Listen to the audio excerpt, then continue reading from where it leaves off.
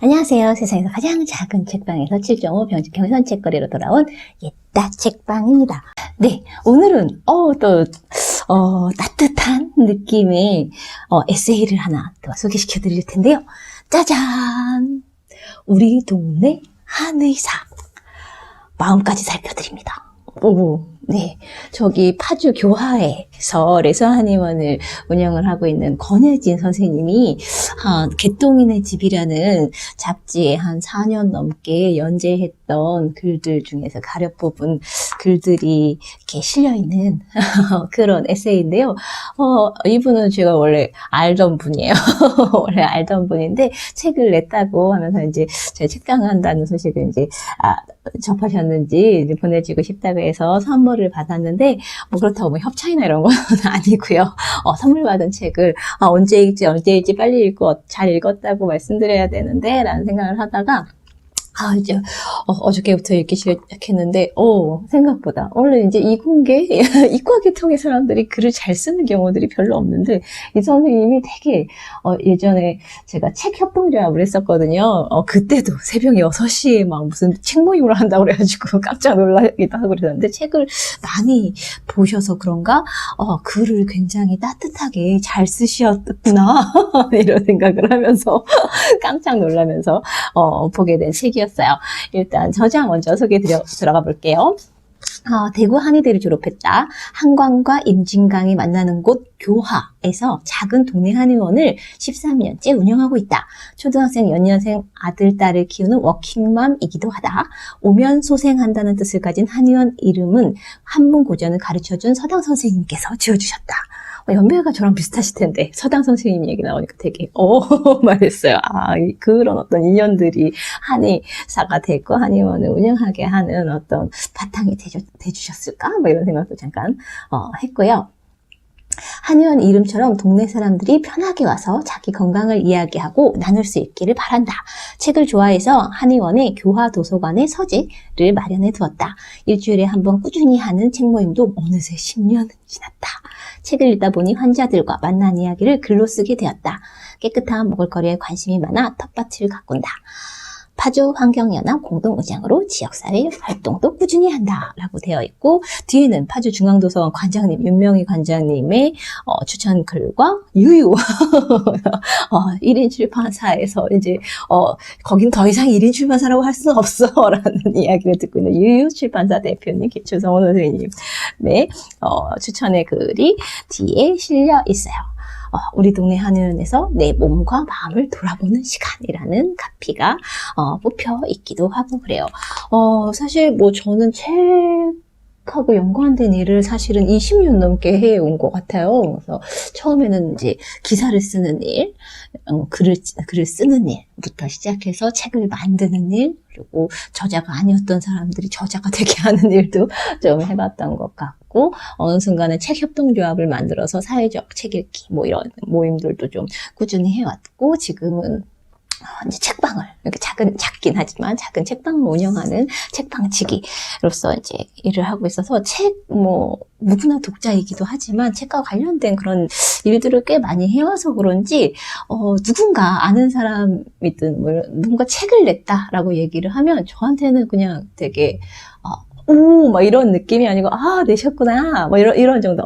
고생하셨네요. 막 이런 정도의 어떤 어떤 프로젝트 하나를 끝낸 것 같은 그런 느낌으로 이제 좀 많이 들을 때가 있는데, 예상하지 않았던 사람이 이제 글을 써서 냈어. 그러면 이제 기대 반, 이제 약간 염려 반.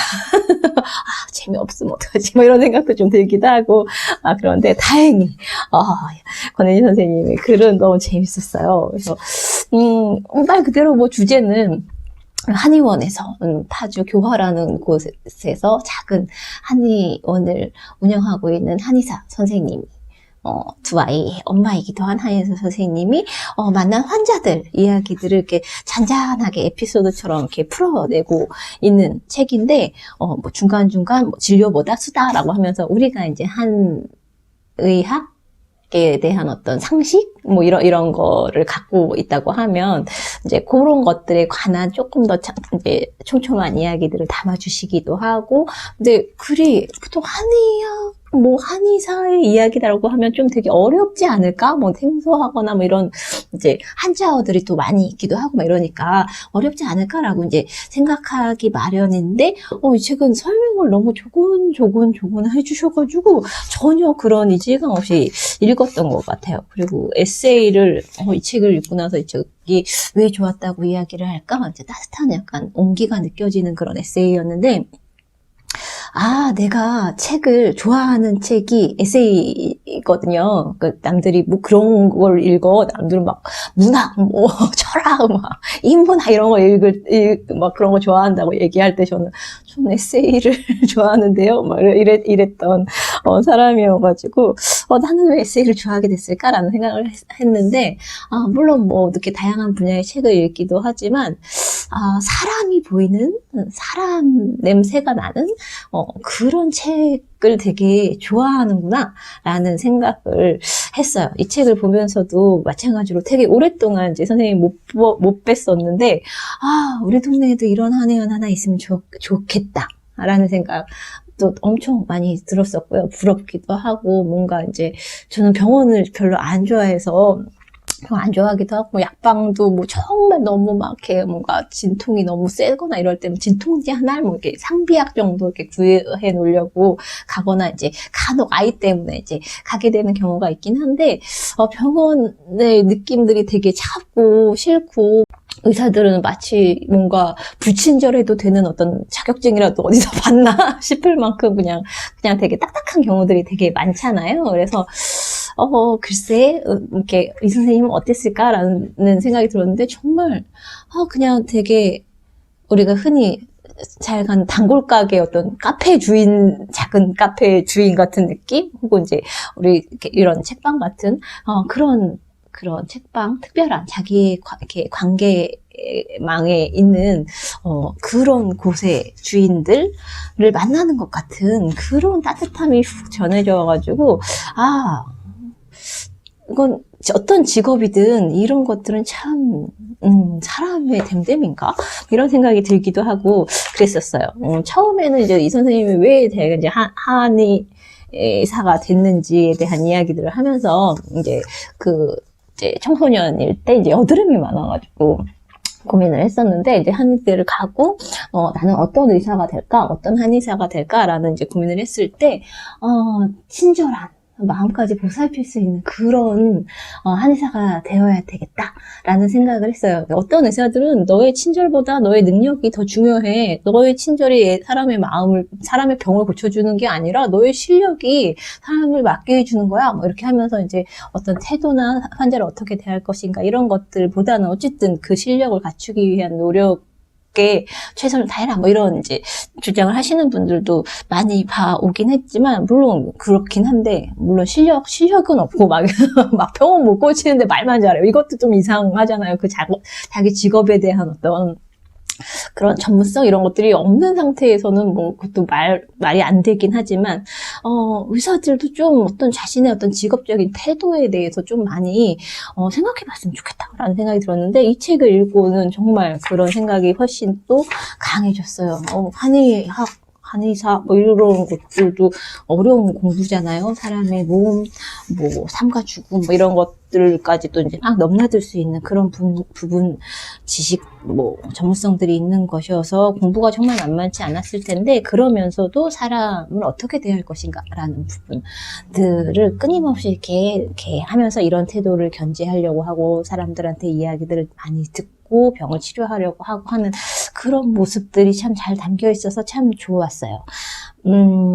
여기서는 선생님이 한의사라는 직업에 대해서 딱 한 줄로 이야기를 해주는 부분이 끝에 나오더라고요. 그래서 이거구나 라는 생각이 들었는데, 한의사는 사람들의 생로병사를 가까이서 바라보는 직업입니다. 이렇게 정의 내릴 수 있구나. 가까이서 바라보는 직업. 막 어떤 고치겠다라는 어떤 꼭 고치고야 말겠어. 막 이런 어떤 의욕이 불타거나 막 열정이 넘치거나 이런 느낌보다는 그래 내가 큰 병 이든 작은 병이든 우리가 뭐 일상에서 얻게 되는 그런 병들이 좀 있잖아요. 허리가 아프다거나 막 발이 아프다거나 다리가 아프다거나 뭐 이런 현대인의 어떤 일상 병 같은 경우에는 정말 이제 동네 의원이라든지 뭐 이런 곳들에서 쉽게 어렵지 않게 이렇게 바로잡을 수 있을 텐데, 큰 병이 되고서야 이제 대학병원이나 큰 병원에 가려고 하지 말고, 동네 주치의들처럼 이제 가서 이제 상담도 하고, 내 생활 이야기도 하면서 왜 그런 질병들이 나타나는지 이런 이야기들을 주고받으면서, 약뿐 아니라, 이런 뭐 운동을 권하거나 어떤 뭘 해보시는 게 좋다, 음식으로 고치거나 이런 여러 가지 조언들을 어렵지 않게 얻을 수 있다면 참 좋겠다라는 생각들을 많이 하게 된 책이에요. 그래서 우리가 그냥 흔히 이제 쉽게 이렇게 겪게 되는 그런 질병에 대한 이야기가 환자의 에피소드와 함께 자잘하게 이렇게 줄줄줄줄 이어지는 그런 에세이고요. 여기 뭐 진료보다 수다라는 그런 꼭지들이 이런 식으로 팁처럼 이렇게 엮여져 있는데, 여기서 우리가 이제 한방이라고 이야기할 때 딱 떠오르는 막 쌍화탕, 보약 쌍화탕, 뭐 이런 거, 곰진당, 뭐 이런 약들을 뭐 무항청심환 이런 것들에 대해서도 좀 이렇게 아주 자세히 뭐 원리나 이런 걸 모르더라도 이제 한 번 정도는 이제 들어봄직한 그런 약이나 이런 것들에 대해서도 찬찬히 되게 자세하게 설명을 해주고 있는 글이 또 있어서 되게 의학 상식, 뭐 건강 상식 이런 것들로 이렇게 갖고 있기에도 되게 좋은 것 같아요. 이런 이제 따뜻한 사람의 온기가 느껴지는 한의사 권혜진 선생님의 일면을 잘 엿볼 수 있는 뭐 내용들은 다 모든 각각의 에피소드가 그렇기도 한데 제일 마음에 들었던 거는 제가 병원비를 안 내거든요 라는 꼭지로 다뤄진 부분이에요. 이 부분 한번 공유를 해드릴게요. 초등학교 5학년 남자아이가 보호자 없이 한의원에 왔습니다. 수줍어하며 말합니다. 저 발목이 아파서요. 치료를 좀 받으라고 엄마가 그래서요. 상담을 할 때도 어딘가 모르게 기운이 없어 보이고 주눅 들어 보였습니다. 태권도를 배우다가 다쳐서 왔다고 합니다. 침 치료를 하면서 태권도 무슨 띠야? 하고 물으니 빨간 띠라며 또 주눅 들어 있습니다. 내일 한 번 더 꼭 와야 한다. 그날 치료는 그렇게 끝났습니다. 다음날도 뭔가 미안한 표정입니다. 그래도 두 번째 얼굴 보는 날이니 말을 좀 걸어보았습니다. 병원 오는 것이 부끄러워? 아픈 사람은 병원 다니는 거야. 한참을 가만히 있다가 아이가 한마디 합니다. 제가 병원비를 안 내거든요. 그래서 죄송해서요. 우리나라 의료체계는 진료비 가운데 본인이 30%에서 50% 부담하고 나머지는 국민건강보험공단에서 지불하는 의료보험과 전액을 공단에서 지불하는 의료급여가 있습니다. 의료급여 대상자는 대체로 저소득층이나 장애인입니다. 병원에서는 의료보험 환자나 의료급여 환자나 받는 진료비 총액은 같습니다. 보험 적용이 되지 않는 비급여 항목은 이와는 또 다른 체계입니다. 침치료를 하면서 머릿속으로 아이를 주눅들게 하지 않을 방법을 고민했습니다. 어찌해야 할까? 초등학교 5학년 아이에게 우리나라 보험 체계에 대한 이야기를 다 해야 할까? 치료가 끝난 뒤 아이를 다시 원장실로 불렀습니다. 내일 한 번 더 와야 해. 그런데 그거 알아? 영국에서는 모든 병원이 공짜야. 심지어 대학교가 공짜인 나라도 있어. 그 나라 국민이면 나라에서 교육이나 의료를 책임지는 게 당연하다고 그 나라들은 생각하거든. 선생님은 내가 병원 오는 거 당연한 권리라고 생각해. 내가 학교 다니는 것처럼 말이야. 다음날 아이는 태권도 학원에 같이 다니는 친구를 데리고 왔습니다. 똑같이 발목이 아팠습니다. 둘이 나란히 누워 침치료를 받으며 초등학생답게 오락 얘기를 즐겁게 했습니다. 친구 때문인지 어제 제가 한 이야기 때문인지 아이 얼굴에 주눅든 기색은 없어 보였습니다. 치료를 다 받고 나가는데 곤란한 일이 생겼습니다. 계속 오던 환자 아이와 달리 따라온 친구는 의료보험 환자입니다. 그래서 진료비를 받아야 했습니다. 진료비가 얼마라고 말하는 순간 따라온 친구가 말합니다. 그런데 왜 저만 뒀네요? 제 친구는 왜 안 내요? 수납창구에 있는 간호사가 제게 급히 달려왔습니다. 며칠 전부터 있었던 일들을 알고 있기에 더 당황한 모습입니다. 친구는 다닌 지가 좀 되어서 부모님이 미리 돈을 다 주고 가셨어. 그래서 안 받는 거야. 저도 저희 부모님께 받으세요. 제가 엄마한테 이야기할게요. 그래, 잘 가. 그렇게 두 아이는 한의원을 나갔습니다. 어린아이들만큼은 초등학교가 무상 의무교육이듯 의료도 무상 진료를 받을 수 있었으면 하고 생각한 하루였습니다. 좋은 이야기들이 더 많은데 여기서 이 선생님이 갖고 있는 환자를 대하는 태도, 그리고 그 시스템이 갖고 있는 어떤 한계를 어떻게 좀 이렇게 좀 더 건강한 사회로 나아가고자 하는 것들, 이런 것들이 너무 잘 맞물려 있는 글이어서 딱 하나를 꼽는다면 이거겠구나 라는 생각이 들었고, 그 밖에도 어떤 의학 상식, 우리가 일상에서 좀 적용해 볼 수 있을 만한 그런 이야기들이 되게 많이, 감기, 이런 설사, 이런 것들도 있고, 허리 통증, 다리 붓는 거, 여러 가지 것들이 되게 많이 이제 생활정보, 생활의학 정보로 쓸만한 그런 내용들도 되게 많으니까요. 한번 꼭 읽어보시길 권할게요. 그리고 이 선생님은 그냥 가까운 한의원이나 의원 찾아가시라고 합니다. 멀리서 오시면 너무 부담된다고 하시네요. 네, 권혜진 선생님 잘 읽었습니다. 네, 저도 한번 가보고 싶어요. 안녕.